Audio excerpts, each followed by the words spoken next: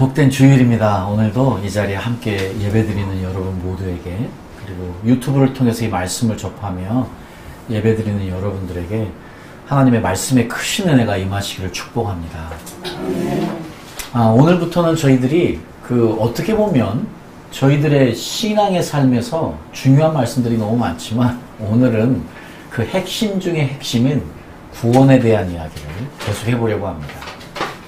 한 4주 정도 저희들이 시간을 가지면서요, 특별히 성경에서 이야기하는 것, 특별히 신약에서 이야기하는 것, 그 중에서 예수님이 말씀하시는 구원은 어떤 뜻을 담고 있는지, 우리가 오늘은요, 마태복음, 마가복음, 누가복음만을 중심으로 생각을 하고요, 다음 주에는 요한복음에서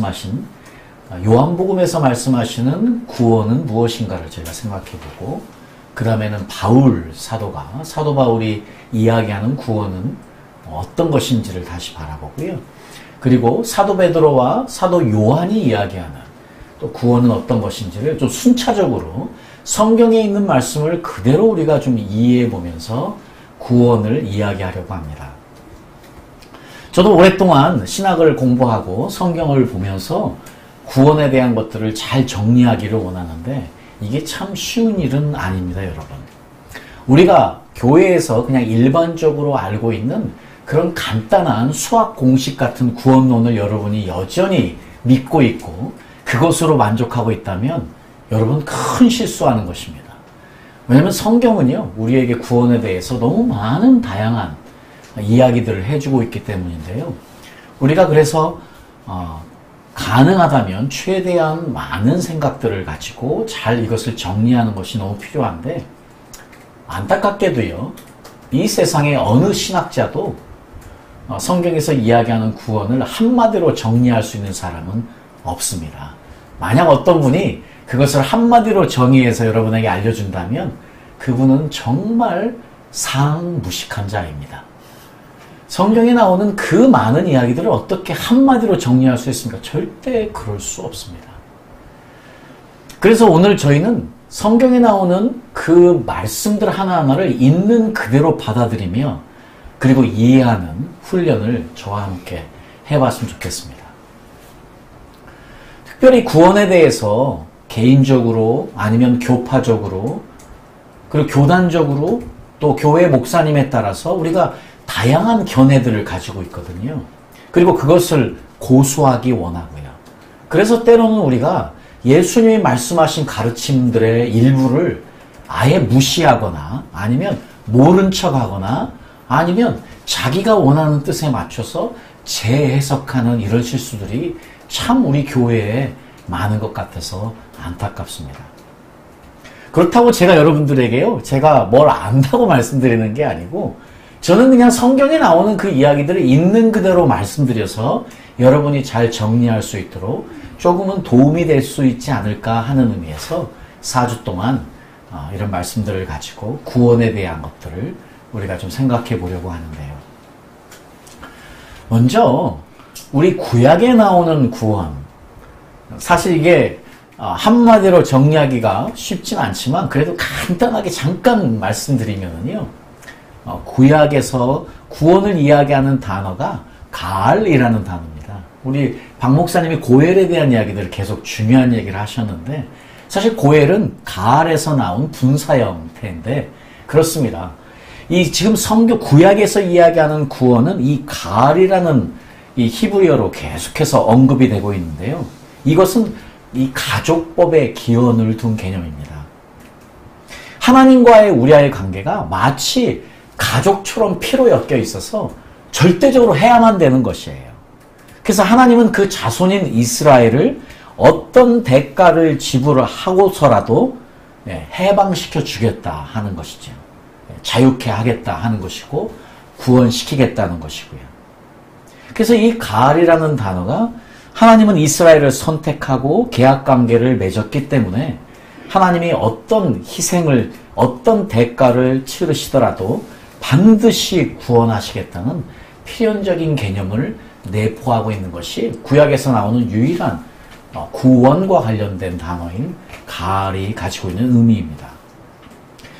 사실 구약에서 이야기하는 이 가알이라는 의미는요, 개인적인 구원하고는 의미가, 느낌이 완전히 다른 개념입니다.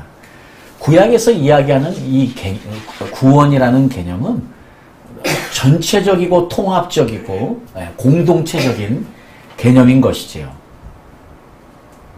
어떤 한 개인에 대한 구원의 이야기를 구약도 언급하고 있지만 사실은 그 개인에 대한 구원에 대한 이야기일지라도 전체를 대표하는 개인을 의미할 때가 많이 있고요. 그래서 구약에서 이야기하는 이 구원의 개념은 이 개인의 구원이 아니고 민족, 나아가서는 인류 전체의 구원을 이야기하고 있는 것입니다. 자, 이렇게 간단하게요, 구약의 개념을 설명드렸는데, 실제로 저희들이 이 교회와 관련돼서 구원을 이야기할 때, 이 구약적인 개념의 공동체적인 구원을 우리가 전혀 이야기하고 있지 않아요.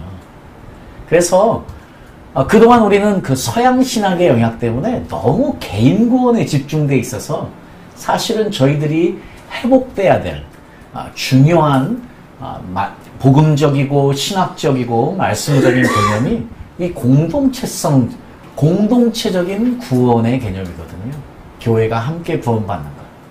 물론 그 모든 기초는 개인에게 있습니다만 우리가 그렇게 우리의 공동체를 바라볼 수 있다면 우리가 공동체 안에 우리 형제자매를 바라보는 눈들이 달라질 것이고 교회를 대하는 태도도 달라질 수 있기 때문에 그런 면에서 구약에서 이야기하는 개인에 머물지 않고 민족, 더 나아가 인류 전체를 이야기하는 이런 이 구원의 개념을 우리가 꼭 알고 있는 것도 중요할 것 같습니다.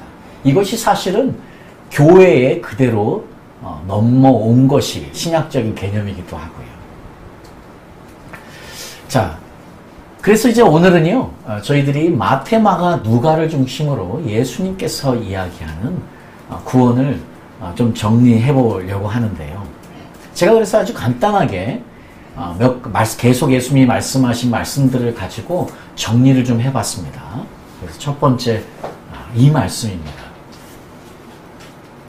첫 번째로 저희가 알아야 될 것은요, 마태, 마가, 누가에서 예수님이 말씀하신 구원과 관련되어진 첫 번째 구원은 하나님만이 할 수 있는 것이다 하는 것입니다. 이 마가복음 10장에 보면은요, 예수님께서 지금요, 이 부자가 천국에 들어가는 것이 마치 낙타가 바늘께 들어가는 것만큼이나 어렵다는 이야기를 하시면서 27절에 이렇게 이야기하십니다. 예수께서 저희를 보시며 가라사대 사람으로는 할 수 없으되 하나님으로는 그렇지 아니하니 하나님으로서는 다 하실 수 있느냐. 지금 구원에 대한 이야기입니다. 여러분, 천국에 대한 이야기는 구원에 대한 이야기지요. 자, 구원에 대한 이야기를 하면서 하나님만이 하실 수 있다고 말씀하십니다. 그렇습니다. 그러니까 구원은 시편 기자가 말씀하시는 것처럼 하나님께 속해 있는 것이죠. 이것이 첫 번째지요. 구원은 하나님께 있기 때문에 하나님이 제일 잘 아시는 것이고요. 그래서 사실 구원은 하나님 앞에 서야 알 수 있는 일인 것이지요. 우리가 이 땅에서 주는 것은 부분적인 가이드라인인 것이지요. 구원은 하나님께 있습니다. 이것이 첫 번째로 예수님이 선포하시는 말씀입니다. 자, 그리고요, 구원에 대해서, 이 구원의 근원인 예수님 자신에 대해서 끊임없이 집중하고 있는 것이 마태, 마가, 누가, 사실은 요한까지도 포함이 되어 있습니다. 여러분, 그래서 예수님께서는요, 계속해서 Come to me, 내게로 오라 이야기하시고요. 나를 따르라 이야기하시고요. 나를 믿어라 이야기하시고요. 나를 마셔라 또 이야기하시고요. 자, 이 모든 예수 그리스도에 집중되어진 구원은요, 이 한마디로 예수님이 요약하셨는데 요한복음 14장 6절 말씀입니다. 오늘 요한복음을 가지고 이야기하지 않지만 이 말씀은 중요해서 가져와 봤습니다. 우리 다 같이 너무 잘 아는 말씀인데요. 한번 읽어보도록 하겠습니다. 시작. 예수께서 가라사대 내가 곧 길이요 진리요 생명이니 나로 말미암지 않고는 아버지께로 올 자가 없느니라. 그렇습니다. 여러분, 구원은 하나님만이 하실 수 있다고 예수님이 지금 선포하셨는데, 구원은 오직 하나님 아버지만이 할 수 있다고 선포하셨는데, 예수님은요, 지금 그 하나님 아버지께 가는 것은 오직 예수 그리스도를 통해서만 가능하다고 선포하신 것이지요. 오직 예수님 통해서 구원을 우리가 얻을 수 있는 것이라는 것을 너무나 분명하게 예수님이 말씀하셨습니다. 자, 그리고 저희들이 또 한번 생각해 볼 것은 이것입니다. 우리 다 같이 한번 읽어보겠습니다. 시작. 구원은 자기의 능력으로 성취할 수 있는 것이 아닙니다. 그렇습니다.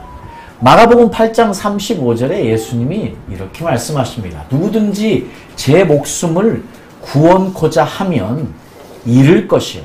누구든지 나와 복음을 위하여 제 목숨을 잃으면 구원하리라.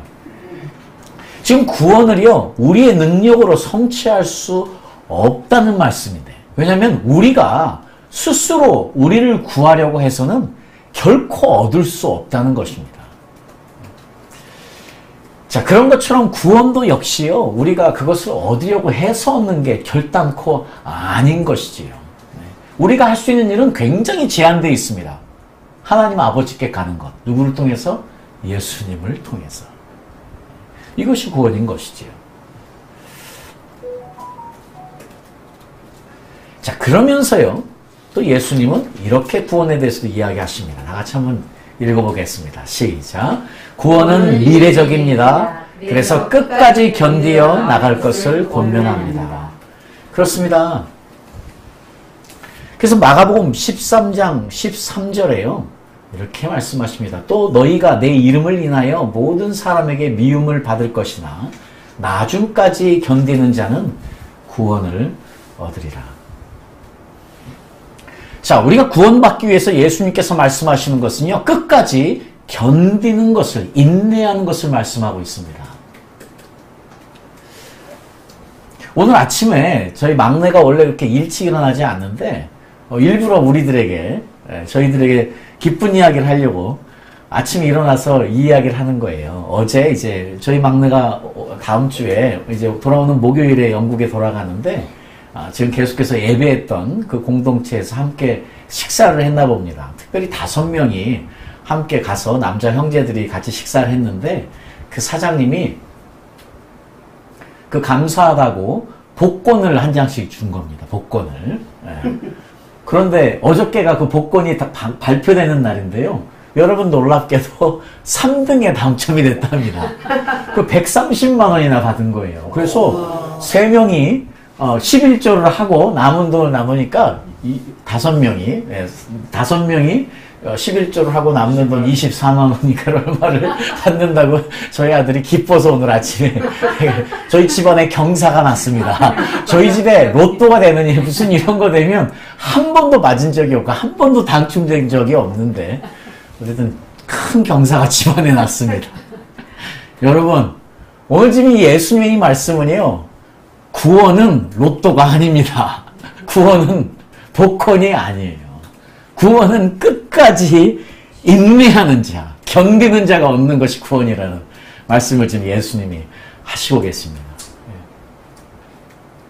우리 한국도, 우리 한국교회도, 우리 한국의 그리스도인들도 좋은 세월 다 갔습니다.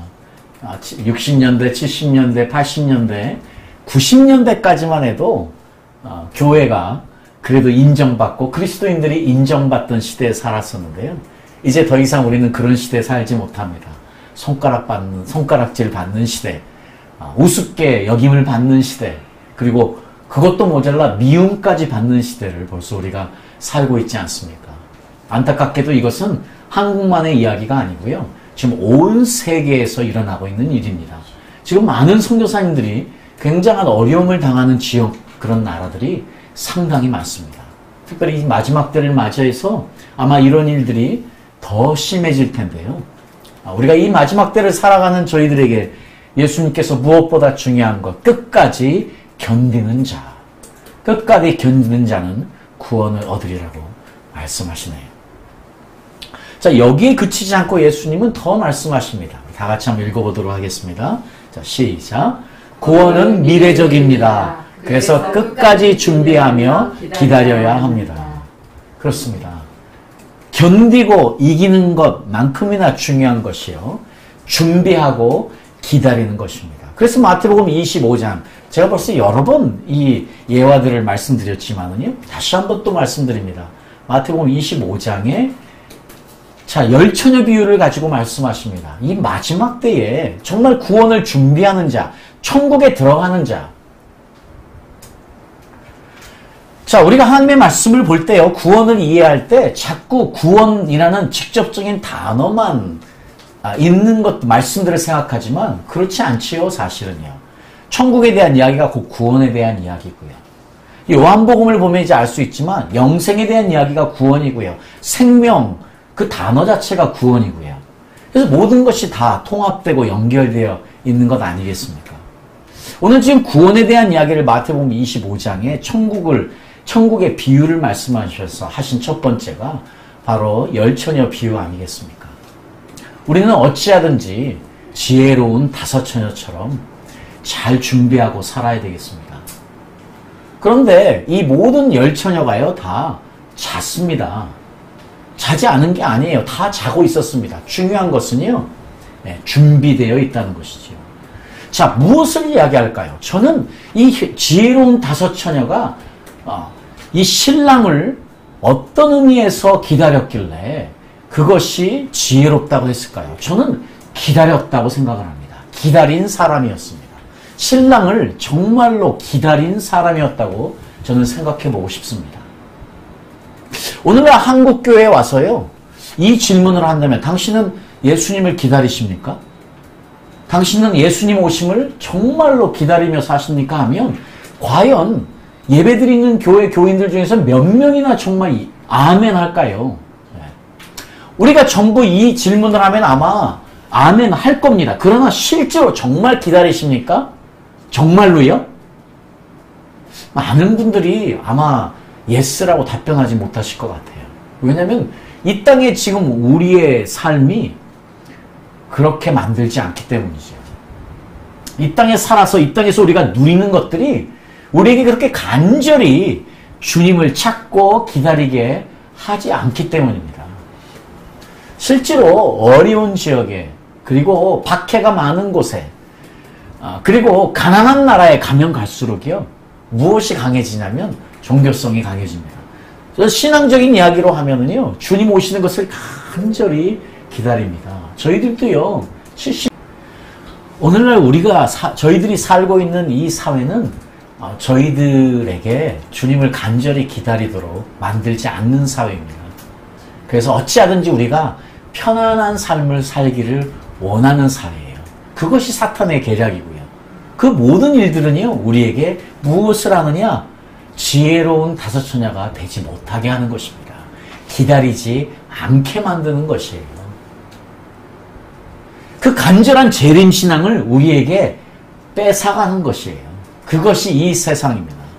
그러니 정말로 교회에서 간절히 주님을 기다리며 사는 사람들이 몇 명이나 있을까? 이게 쉽지 않은 사회, 그런 세상에 저희들이 살고 있기 때문인데, 그래서 이 열처녀의 비유는 다시 한번 저희들에게 경각심을 갖게 합니다. 나는 지금 예수님을 기다리며 이 땅을 살아가고 있는가? 나는 재림신앙으로 충만한가? 하는 것이죠. 예수님은 지금 거기서 끝나지 않고 지금 달란트 비유를 통해서 너희가 이 땅에 살 때 무엇이 이 땅에서 천국 갈 구원을 얻을 준비를 하는 것이냐? 그것은요, 하나님께서 우리에게 주신 무엇을 가지고 하나님의 나라를 위해서, 하나님의 사람들을 위해서 섬기고 사용하는 것입니다. 그래서 제가 계속 말씀드리지만 교회는 모든 속해 있는 이론들을 일하게 하는 곳입니다. 어느 누구도 하나님으로부터 특별한 무엇을 받지 않은 사람들은 없습니다. 하나님은 모두에게 사용할 달란트를 주셨어요. 그리고 그것을 이 땅에서 마음껏 사용해서 이윤을 남겨야만 하는데, 그것을 못하게 하는 사회로, 그러한 신앙생활로 우리가 지금 가고 있습니다.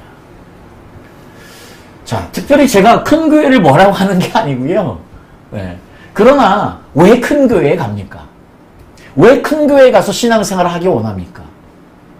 편해지기 위해서 아니겠습니까? 혹시 편해지기 위해서, 내가 더 잘하기 위해서, 내가 더 하나님을 위해 무엇인가를 하기 위해서 한다면 무슨 문제가 있겠습니까? 그러나 만약 큰 교회로 가는 것이 내가 편해지기 위해서라면 그것은 큰 문제입니다. 오늘 지금 우리가 이 땅에서 천국 가는 준비를 하는 것은 주님이 나에게 주신 무엇을 사용해야만 되는 거예요. 그러니 교회의 모든 이론들은 하나님의 교회를 위해서, 하나님의 나라를 위해서 무언가를 하나님으로부터 받은 무언가를 꼭 사용하도록 만들어야 되는 것이 교회의 역할인 것이고요. 오늘 이 달란트 비유는 우리들에게 너무나 중요한 메시지를 줍니다. 나는 지금 일하고 있습니까? 아니면 편안하게 게으름을 피우며 악한 종이 되어가고 있습니까? 예수님은 너무나 분명하게 이 한 달란트, 그냥 묻어둔 이 한 달란트, 이 종을 악한 종이라고 하면서 성 밖에서 이를 갈며 슬피 울리라고 경고하고 있습니다. 그리고 주님은 다시 한번 마지막 심판을 이야기하시면서 양과 염소로 구분지어서 이야기합니다. 다시 한번 말씀드리지만 우리가 이 땅에서 만나는 사람들이 그래서 너무 중요합니다. 왜냐하면 우리가 만나는 그 모든 사람들이 예수님일 수 있기 때문입니다. 우리가 예수님 앞에 서면 예수님은 너희들이 이 땅에서 지극히 작은 자에게 한 것이 나에게 한 것이라고 그 사람을 양으로 분류하고 그렇지 않은 사람을 염소로 분류한답니다. 천국에 못 간답니다. 이것이 구원론이 아니고 무슨 구원론이 우리가 필요합니까? 우리가 이 땅에서 살아갈 때에 우리가 만나는 사람들이 그래서 중요하고 우리가 어떻게 그들을 대하느냐가 얼마나 중요한지를 예수님은 또한 말씀하고 있는 것이지요. 그렇습니다. 준비된 자만이 구원받습니다. 분명하게 준비되어서 기다리는 자들이, 인내하는 자들이 구원받는다고 예수님은 말씀을 통해서 분명하게 우리에게 알려주고 계십니다. 그래서요, 이 땅을 사는 저희들이 어떤 자세를 가지고 살아야 하느냐, 그 자세를 예수님은 이렇게 이야기하시는 것 같습니다. 다 같이 한번 읽어보도록 합니다. 시작. 하나님 나라는 오고 있는 구원입니다. 오직 가난한 마음으로 하나님 나라의 미래를 향해 나아가야 합니다. 그렇습니다. 하나님의 나라는 이미 임했습니다. 그런데요, 하나님의 나라는 아직 완성되지 않았습니다. 그런 의미에서 하나님의 나라는 여전히 오고 있는 것입니다. 그런데 예수님은요, 하나님의 나라가 이미 왔다고 이야기하셨어요. 그것은 무슨 의미냐면 하나님의 나라가 여기 있다 저기 있다 아니고 너희 중에 있다고 했는데 그것을 우리가 잘못 해석했어요. 그것을 우리 마음에 있다고 해석했어요. 그것이 틀린 해석은 아니지만 정확한 해석은 예수님이 어떤 말씀을 하시냐면 지금 너희 중에 있는 내가 바로 하나님의 나라라고 선포하신 거예요. 왜냐하면 예수님이 하나님 나라로 오셨습니다. 그리고 하나님의 나라를 시작하셨고 그리고 하나님의 나라가 예수님이 이 땅에 계실 때 이미 임하신 것이었어요. 그래서 구원을 이야기하실 때도요, 구원이 이미 임했다 하실 때 예수님이 직접 계실 때는 구원이 너에게 임했다 하고 구원이 마침 완성형처럼 선포하셨습니다. 그런데요, 그럼에도 불구하고 여전히 예수님은 미래적인 표현으로 쓰셔서 계속 또 설명도 하십니다. 그리고 하나님의 나라도요, 예수님에 의해서 시작이 되었지만 완성되지 않았고 예수님이 이제 다시 오실 때 하나님의 나라가 이 땅에 완성되어지는 것, 이것이 하나님의 나라입니다. 구원도 마찬가지인 것이에요. 아직도 우리가 완성되지 않은 미완성으로 구원을 일부분 경험하며 이 땅에 사는 것이지요. 그래서 그 미래적인 신앙생활을 우리가 가질 수밖에 없는 것이고요. 그래서 다시 이제 오실 하나님의 나라, 자, 그것 오고 있는 구원인데요. 그때 그 자세, 준비된 자세가 무엇이냐?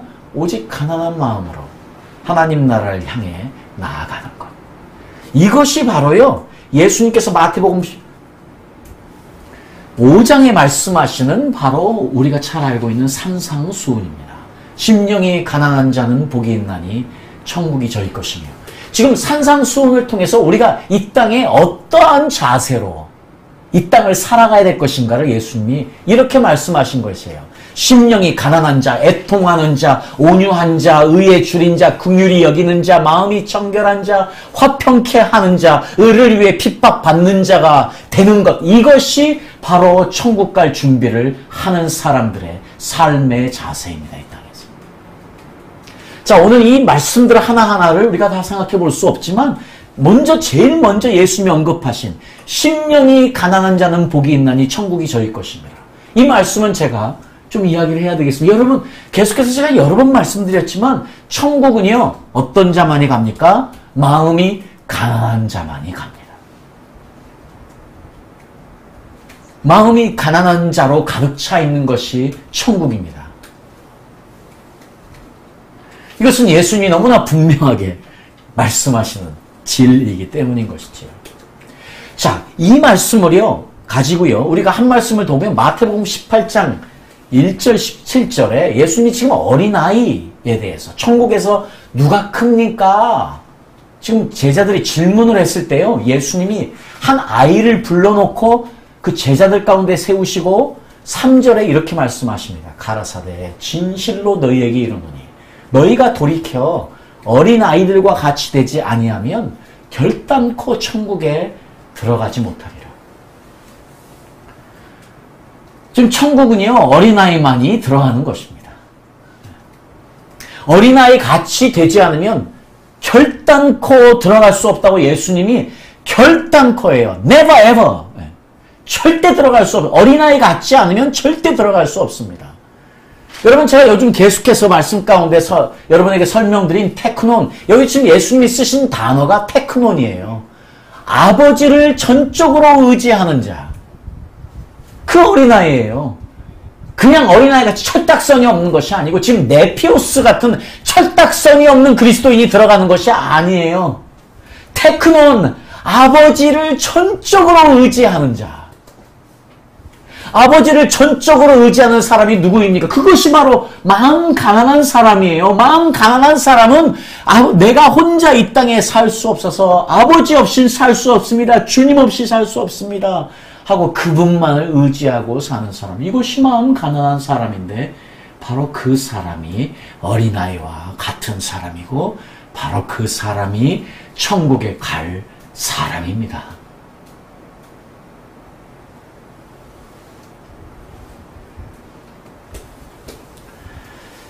자, 계속해서 제가 설명드리지만은요, 테크논과 후이오스는 거의 동격으로 씁니다. 이 하나님 아버지를 간절히 의지하는 사람이요, 바로 아버지와 같은 성경을 가진 사람이 되는 후이오스, 아들이 되는 거예요. 천국은 이 아들만이 들어갑니다. 예수님 같이 되는 것, 아버지 같이 되는 것, 어떻게 해요? 가난한 마음을 가졌을 때만 가능한 일이에요. 어린아이 같은 마음을 가졌을 때에만 가능한 일입니다. 그러니 우리의 마음을 낮추고 또 낮춰서 가난해져야 합니다. 이 땅은 우리를 부하게 만듭니다. 이 땅은 우리를 편안하게 만듭니다. 이 땅은 우리를 하나님을 잊게 만듭니다. 이 세상, 이 평화롭고 풍요로운 한국 사회에 사는 저희들 어떻게 가난해질 수 있습니까? 너무 힘든 일이에요. 이게 쉽지 않은 일이에요. 가난해지는 것이 너무 어려운 시대에 살고 있어요. 우리 한국 교인들은. 자, 그래서 예수님께서 이렇게 말씀하시는 것 같아요. 이 구원의 길을 가야 되는데 많은 사람들이 이 길을 가지 않는답니다. 예수님이 지금 많은 사람들이 이 길을 가지 않는답니다. 그래서 마태복음 7장에 좁은 문으로 들어가라. 좁은 길로 가라. 이야기합니다. 자, 그런데 14절에요. 생명으로 인도하는 문은 좁은 길인데 찾는 이가 적답니다. 너무나 안타까운 사실입니다. 너무나 안타까운 사실은요, 구원받을 사람이 많지 않다는 경고입니다. 구원받을 사람이 많지 않대요. 예수님도 일찍이 알고 계세요. 내가 너희들을 위해서 만들어 놓은 내 길은 좁은 길이야. 이것은 좁은 문이야. 그래서 많은 사람들이 오고 싶어 하지 않아. 가고 싶어 하지 않아. 찾는 이가 작아. 이야기하시죠. 그게 계속해서 누가복음 13장이에요.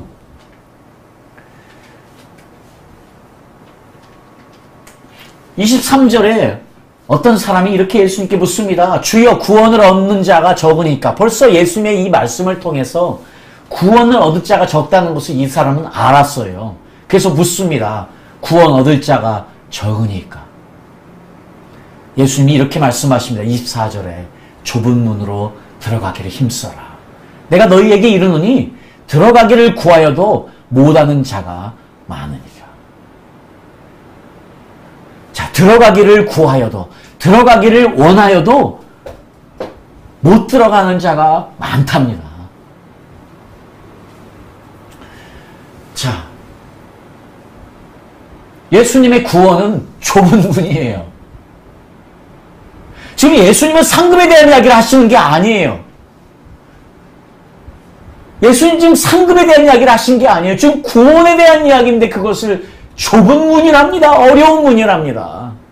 이것을 왜 싸구려로 만들어놔서, 우리가 이렇게 쉬운 복음으로 만들어놔서, 왜 우리가 가짜들을 만들어내서 천국에 못 가게 하는 사회에 살고 있고 그런 교회들에게 우리가 있습니까 지금?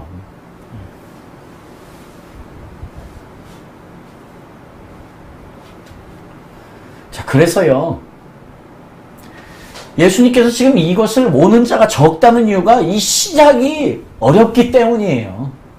왜냐하면 구원의 시작이요, 어려워요. 그냥 아무나 다 구원을 시작할 수 있는 것도 아니에요. 예수님이 지금 말씀하시고 저희들이 너무 잘 아는 말씀이에요. 또 우리에게 이르시되, 누가복음 9장 23절입니다. 아무든지 나를 따라오려거든 자기를 부인하고 날마다 제 십자가를 지고 나를 쫓을 것이니라. 누가복음은 너무나 분명하게요, 예수 잘 믿는 사람, 교회에 특별한 사람만이 나를 따라오려거든 자기를 부인하고 나를 쫓아라 이야기하지 않습니다. 누구든지입니다. 누구든지. 누구든지예요. 그런데 그것도요, 잠깐만, 아니면 한순간만이 아니고 날마다입니다. 누구든지 날마다 자신을 부인하고 나를 쫓지 않으면 갈 수 없는 게 그 구원의 길이에요. 그래서 누가복음 14장에도요, 허다한 무리가 함께 갈새 예수께서 돌이키사 이르시되. 지금 많은 무리들이 예수님을 쫓아왔거든요. 이때에 예수님이 그 많은 무리들이 계속 쫓아오니까 그들을 향해서 지금 자기 부모와 처자와 형제와 자매와 및 자기 목숨까지 미워하지 아니하면 능히 나의 제자가 되지 못하고, 누구든지 자기 십자가를 지고 나를 쫓지 않는 자도 능히 나의 제자가 되지 못하리라. 여러분, 지금 제자들과 그리스도인들이 다른 사람들입니까? 우리 모든 그리스도인들은 다 제자들입니다. 제가 계속 설명드리는 것처럼 오직 두 종류의 제자들만이 있지요. 예수님 시대처럼 예수님을 직접 따라다녔던 제자들, 예수님을 직접 따르지 않았지만 마음으로 예수님을 언제든지 후원하고 응원하며 순종했던 제자들, 이 두 종류의 제자들밖에 없었습니다.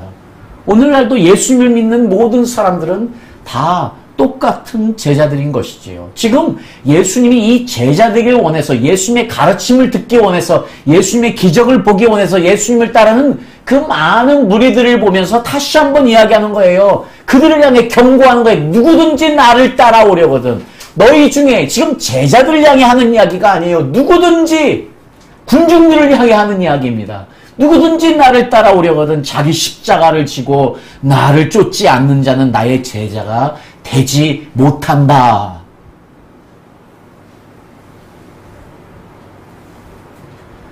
그래서 계속해서 마태복음 16장에도요, 베드로에게 이렇게 말씀하시죠. 아무든지 나를 따라오려거든 자기를 부인하고 자기 십자가를 지고 나를 쫓을 것이니라. 자, 누가복음 14장에도 다시 한번 이야기합니다. 아까 말씀드린 대로 누구든지 자기 십자가를 지고. 지금 예수님의 이 기초적인, 이것이 시작이잖아요. 지금 구원은 시작부터 쉽지 않은 거예요. 그냥 아무나 다 따를 수 있는 게 아니잖아요. 자기를 부인하는 자만이, 십자가를 짓는 자만이 따를 수 있는 길인 것이지요.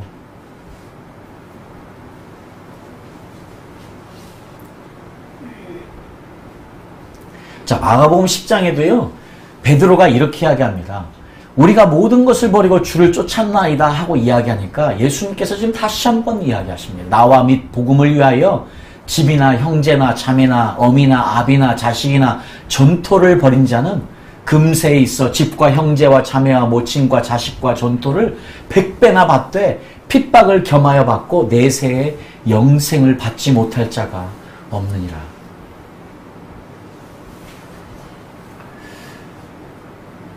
실제로 12제자들은 말씀 그대로 모든 것을 다 버렸습니다. 이 말씀, 예수님 말씀하신 그대로요, 집과 형제와 자매와 모친과 자식과 이 모든 것을 다 버린 사람들이 12제자들입니다. 그런데 500여 명의 제자들이 있지 않습니까? 그 제자들은 다 버리지 않았어요. 마음으로만 따랐어요. 그러니까 이 말씀을 일방적으로 문자적으로 적용할 수는 없어요. 그러나 지금 예수님이 계속해서 말씀하시는 것은 누구든지예요. 누구든지. 지금 무엇이 필요하냐? 우리에게 어떤 것이 필요하냐? 우리에게는 전적인 헌신, 전적인 커미트먼트, 전적인 디보션, 헌신이 필요하다는 거예요. 무엇보다 예수 그리스도가 우리의 삶과 우리의 인생에서 첫 번째가 돼야 된다는 것이에요. 예수님을 따르는 것은 믿음 좋은 사람들만이 예수를 첫 번째 두고 삶을 사는 것이 아니고요. 구원받을 자들은, 구원 얻을 자들은 예수님을 항상 첫 번째로 두고 살아야만 된다는 것이지요.